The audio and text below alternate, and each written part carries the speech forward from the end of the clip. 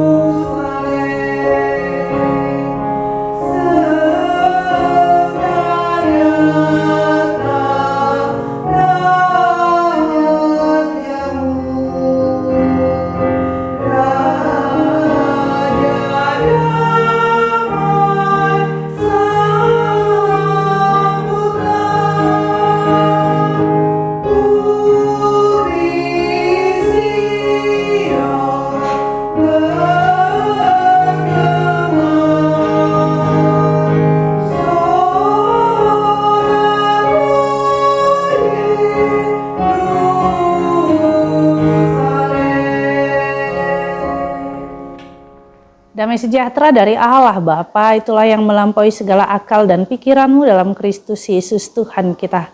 Amin.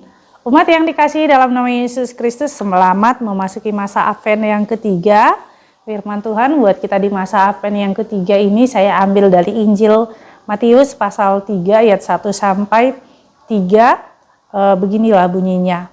Pada waktu itu tampillah Yohanes Pembaptis di padang gurun Yudea dan memberitakan, "Bertobatlah sebab kerajaan sorga sudah dekat." Sesungguhnya dialah yang dimaksudkan Nabi Yesaya ketika ia berkata, "Ada suara orang yang berseru-seru di padang gurun, persiapkanlah jalan untuk Tuhan, luruskanlah jalan baginya." Demikianlah firman Tuhan. Yohanes adalah seorang pembaptis yang tampil di padang gurun. Dia seperti batu karang yang kuat. Dia berani mengatakan kebenaran, dia berani menegur, dia berani berkhotbah dengan tajam dan kuat. Bahkan di dalam Matius 3 ayat 7 dia mengatakan orang Farisi dan Saduki itu seperti ular beludak. Kemudian di dalam Matius 14 ayat 4 dia menegur Herodes yang mengambil Herodias menjadi istrinya. Kemudian di Matius 11 ayat 2 di situ Yohanes akhirnya dipenjarakan. Artinya efek keberanian dia itu mengakibatkan dia dipenjara. Tentu ketika dia dipenjara dan akhirnya jatuh sebuah penghukuman, yaitu nyawanya atau kepalanya harus dipenggal.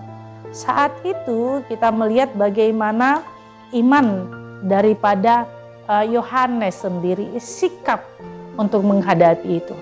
Kita belajar bahwa sikap Yohanes juga takut. Sikap Yohanes juga mengalami iman yang rendah ketika dia mempertanyakan tentang Yesus Kristus sendiri. Tetapi hal itu dijawab oleh Yesus Kristus di dalam Matius 11 ayat 11. Di mana dan ayat 4 juga di mana Yesus menyampaikan kepada murid-murid Yohanes, "Apa yang engkau lihat?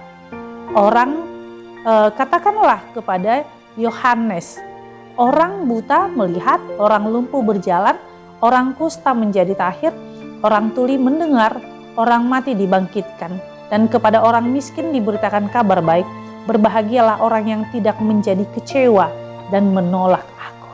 Artinya tentu di dalam kehidupan itu Allah mau mengatakan kepada Yohanes bagaimana iman yang dimampukan oleh Tuhan melampaui segala sesuatu dan mampu menerobos segala sesuatu. Disinilah kita melihat bahwa Yohanes mampu menerobosnya, Yohanes mampu melaluinya sekalipun ya bahwa dia harus dihukum mati. Karena apa? Karena imannya yang berkomitmen tanpa syarat. Disitulah iman kepercayaan kita, komitmen tanpa syarat. Artinya bagaimana? Tidak harus saya diberkati baru saya setia kepada Tuhan. Tidak harus segala sesuatunya baik-baik saja baru saya setia kepada Tuhan. Tetapi apapun yang terjadi, disinilah iman spiritualitas yang berkomitmen, yang tanpa syarat, yang mau Tuhan sampaikan kepada kita.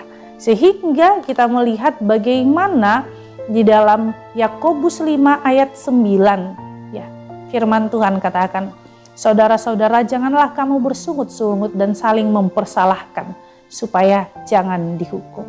Artinya bagaimana tentu tidak menyalahkan sesuatu hal atau mencari kambing hitam, tetapi menjadi teladan atas setiap penderitaan, tetapi menjadi kuat di dalam setiap penderitaan. Disitulah Tuhan menyebut kita berbahagia. Karena apa? Karena kita tekun di dalam komitmen iman tanpa syarat kepada Allah. Amin. Kita bersatu dalam doa. Terima kasih Tuhan Yesus buat anugerah-Mu, buat cinta kasih-Mu. Ajar kami Bapa selalu setia kepadamu. Inilah doa kami dalam nama Yesus Kristus, kami berdoa padamu. Amin. Anugerah Tuhan kita Yesus Kristus dan kasih Allah dan persekutuan Roh Kudus itulah yang menyertai kita. Amin.